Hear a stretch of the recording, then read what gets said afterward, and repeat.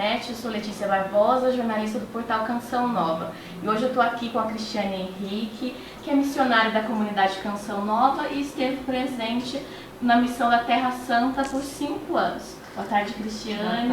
Boa tarde a todos os internautas. Alegria estar aqui. Cristiane, então você pode contar pra gente um pouquinho da sua experiência na Terra Santa, por quais lugares você passou?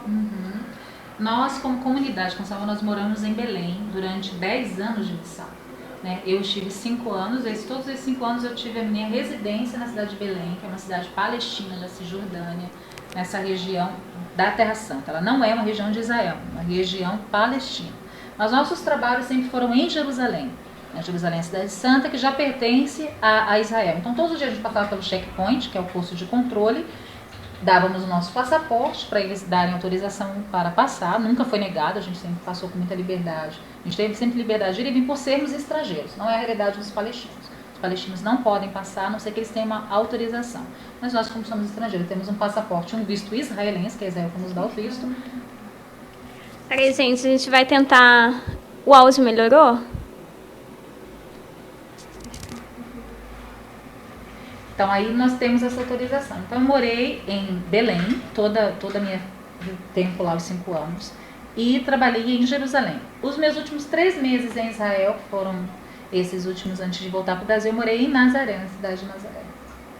E você passou por esses lugares, você pode contar um pouquinho da realidade? Porque muitas vezes a gente acompanha documentários e às vezes tem muita dúvida, né? Como é que vive o povo lá?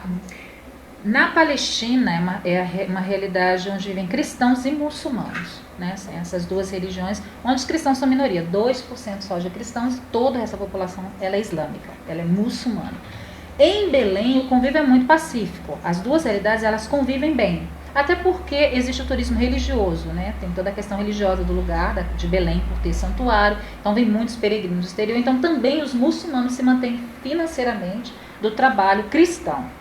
Então, a convivência entre cristão e muçulmano ela é pacífica até um certo ponto, porque existe ali os seus conflitos, existem os seus méritos. Por exemplo, o muçulmano ele tem muito mais, ele tem mais prioridade, ele tem muito mais facilidades que os cristãos. Então, os cristãos vivem muito o desemprego, os cristãos na Palestina eles vivem muito a realidade financeira, a falta de liberdade. Então, existe essa questão, mas a liberdade religiosa na Palestina, ela acontece. Existem regiões palestinas, que é o caso de Nablus, que só tem uma família cristã, e Emaús. Emaús só tem uma família cristã. Então, essas famílias, elas vivem, querendo ou não, uma opressão social, porque elas estão no meio de toda uma população, toda mesmo, muçulmana, e elas estão lá como única família cristã. Então, já é uma realidade um pouco mais difícil, um pouco mais complicada. Em Israel existem as 3 religiões monoteístas. Existe o cristianismo, o judaísmo e o islamismo. Só que Israel ele é um estado hebraico, é um estado judaico. Então a realidade ela é muito mais tranquila, porque o mundo judaico ele coloca uma ordem maior naquela realidade. Mas também ali os cristãos são minoria, também 2% da população. Então, querendo ou não, também vive toda essa questão social, política, financeira. Então, a igreja na Terra Santa tem um papel muito importante, principalmente os franciscanos, que são os que custodiam, que guardam os lugares santos. Eles mantêm financeiramente com casa e escola os cristãos, por causa da diáspora. O número de cristãos no decorrer do último século, praticamente, o número foi enorme que foi embora, principalmente para os Estados Unidos e América Latina.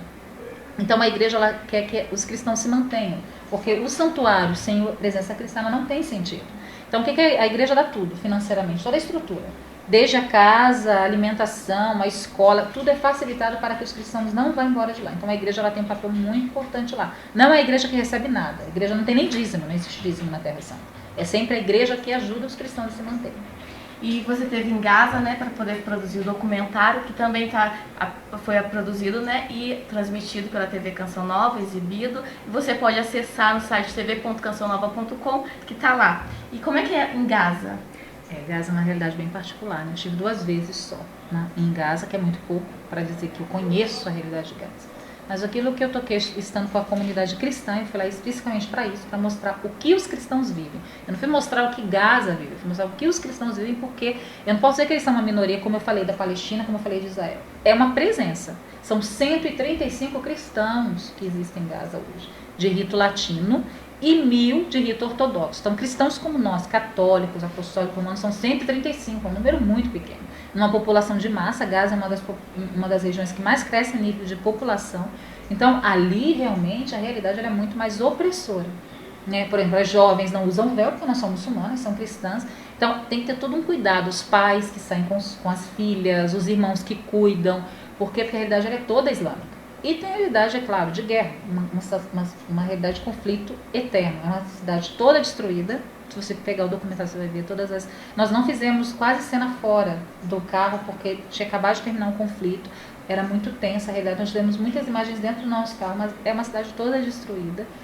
Onde os cristãos têm uma paróquia, a paróquia latina, ela está lá, a igreja está lá presente com um pároco. Hoje é um pároco brasileiro, o Padre Mário, que é o pároco de Gaza, que é o responsável pela comunidade de Gaza hoje.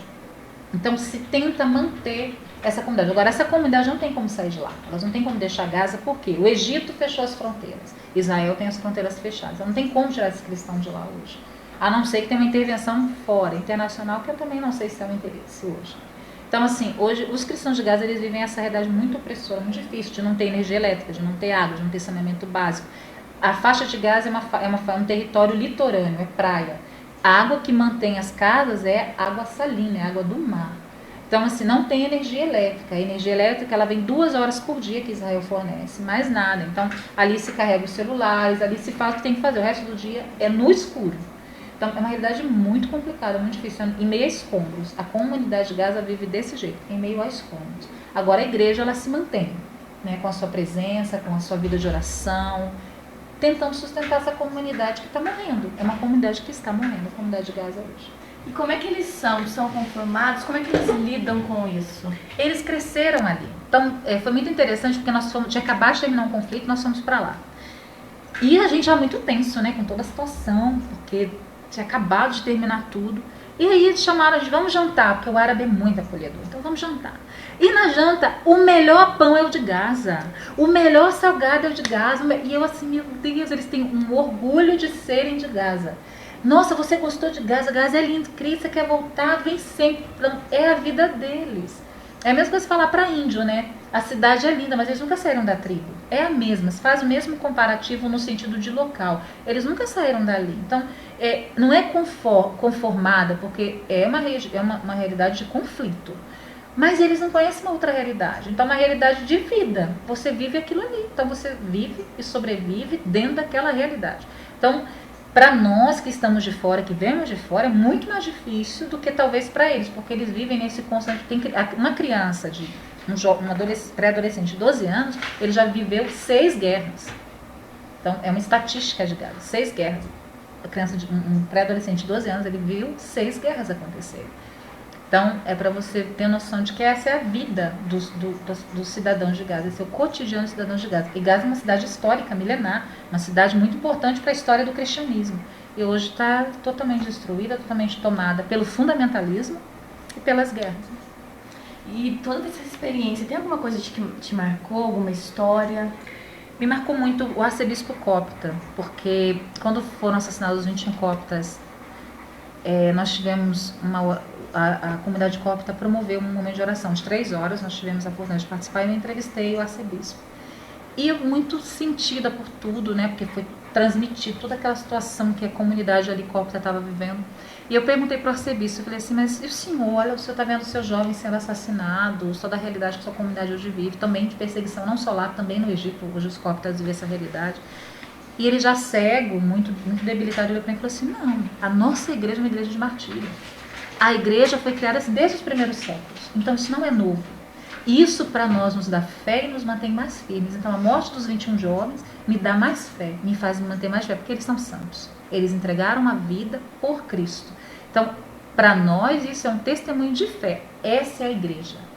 Quando ele falou, essa é a igreja, eu entendi que nós muitas vezes não entendemos o que é a igreja. Não é uma igreja que busca martírio. Ninguém vai lá para... Eu não fui para Gaza tentando contra a minha vida, porque isso é pecado. Eu não posso estar no meio de uma guerra tentando contra a minha vida, porque é pecado. Mas se eu me é colocado numa situação como essa, aí é a resposta que eu dou generosa a Deus. Então, para mim, assim, foi muito bonito esse testemunho desse arcebispo de dizer, somos uma igreja martirizada desde os primeiros séculos, e somos. É real. Então, buscar uma fé light, uma fé sem dificuldade, sem sofrimento, é uma utopia. E não diz o cristianismo, não diz de nós. Se você é um cristão que pensa assim, está errado. Você não entendeu ainda, desculpa dizer, com toda a sinceridade do meu coração, você ainda não entendeu a fé. Não é uma fé de busca da cruz, ela vai vir por si mesma. Mas como eu confronto, como eu enfrento. Então, eu aprendi na Terra Santa que doar a vida é doar a vida, como diz o Padre Jonas. Não tem outro sentido do cristianismo que não seja a doação de vida. Então, não adianta querer poupar, é doar. Então, para mim, assim, é um grande testemunho os cristãos do Oriente Médio, não só da Terra Santa, do Oriente Médio. Eu tive muita oportunidade de entrevistar freiras do Iraque, da Síria. Tem uma freira, a irmã Joana Dark, que o irmão dela ela é da Síria e começou os bombardeios lá com relação ao Estado Islâmico. E o irmão dela estava indo para um oratório e a bomba caiu no carro, explodiu. O que sobrou do irmão para ela enterrar foi o pé. Só que essa irmã voltou para Israel e a alegria dela de continuar, uma salesiana, evangelizante, continuar o trabalho de missão e dizer: meu irmão está no céu, meu irmão morreu como vítima do mal, mas meu irmão está no céu. Então, eu encontrei pessoas fantásticas, de uma resiliência muito grande, de uma fé que parece que é inabalável, né? Porque nós sofremos tantas coisas, tudo tão difícil, mas eles estão no meio, e essa irmã foi remanejada, ela está voltando para a Síria agora. A gente foi meio que remanejada junto. Então ela está voltando para a Síria, para o povo dela, para a guerra, para esses confrontos, para dar testemunho de fé. O que vai ser dela, Deus sabe. Mas hoje ela precisa voltar para a terra, para o país dela, para testemunhar a fé. Então, ficou isso para mim, uma herança, né? Eu trago comigo essa herança de que não é o meu sentimento, eu não posso mais ser rígida pelo meu afetivo, mas pela fé, que vai muito além daquilo que eu vejo, mas daquilo que eu acredito, uma marca de cruz, né? Que passa pela cruz para chegar à ressurreição. Então, os cristãos do Oriente Médio me ensinaram muito. E hoje, no dia 6 de agosto, né, a Pontifícia Fundação da Igreja, Ajuda a Igreja que sofre, junto com a CNBB, né, está promovendo o Dia Internacional de Oração aos Cristãos Perseguidos.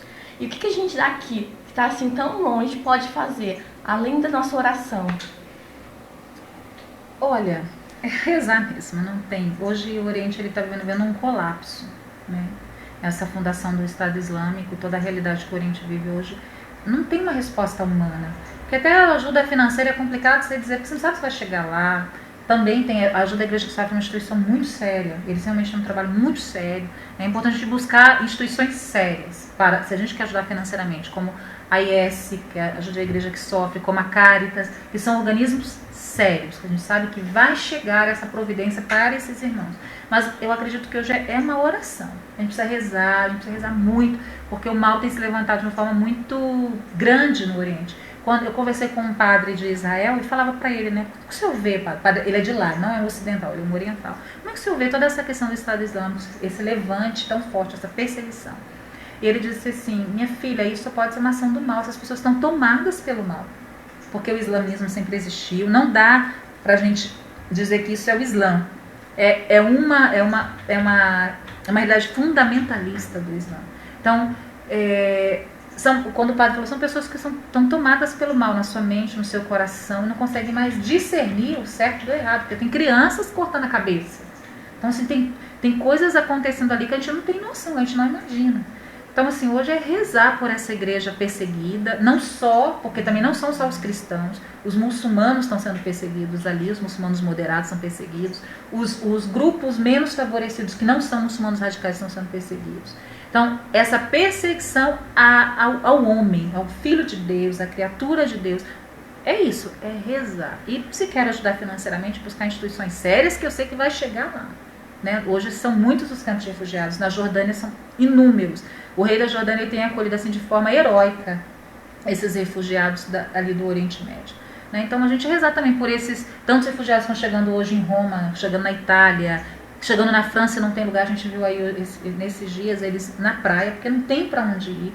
Então, assim, pedir, eu peço sim, que eu acho que também precisa haver uma pressão internacional para uma intervenção, porque precisa haver uma intervenção hoje nessa realidade. A gente está vendo os curdos estão combatendo, né? A Turquia agora entrou no combate também, precisa combater esse mal, isso é real, precisa combater o mal. Mas muito mais do que ações humanas é rezar. Quando eu conversei com as irmãs de Gaza, as irmãs do Rosário, que a gente trouxe aqui na Canção Nova Relíquia, de Maria Foncini, que está aqui hoje, as irmãs de Gaza, elas falaram assim, Falei, mas irmã, olha a situação que vocês vivem aqui em Gaza. E a esperança? Essa não morre nunca, minha filha. A gente vai sempre esperar em Deus. Até o último dia da nossa vida. Então, a gente tem que sempre esperar em Deus. Não adianta desespero. É esperar em Deus. Esses cristãos sofrem, estão fugindo, estão vendo situações dificílimas e têm denunciado. Mas nós precisamos esperar em Deus e acreditar que Deus vai intervir de algum modo, né? De algum modo. Até eu conversei com uma irmã do Iraque, foi muito interessante. Ela falou que nos acampamentos deles, eles estão tendo lepra, né? Os membros do Estado Islâmico. Tá um surto de lepra entre eles, muito grande. Eu não sei, a leitura que a gente faz, eu não sei, mas que a gente precisa rezar. É um tempo de forte oração mesmo, é isso mesmo. O movimento que a Igreja que Sofre fez, junto com a CNBB, é lindo, é isso mesmo, é o que a gente tem que fazer hoje, rezar. Cristiane, muito obrigada por essa entrevista. E a Canção Nova ela também se une a essa causa. E hoje ela lança no site de noticias.cançãonova.com o especial sobre perseguição aos cristãos. Então, se você quer saber mais testemunho de pessoas que foram perseguidas, de quem ajuda esses perseguidos, e poder entender um pouco do histórico, por que acontece isso, é só você acessar noticias.cançãonova.com. Muito obrigada, até a próxima. Muito obrigada, Cris. Só deixa o seu contato, seu Twitter, que tem pessoas que estão dizendo, que estão querendo te seguir, como eles fazem. Tá. É que eu tô muito tempo fora do Brasil. Lá a gente não usa Twitter.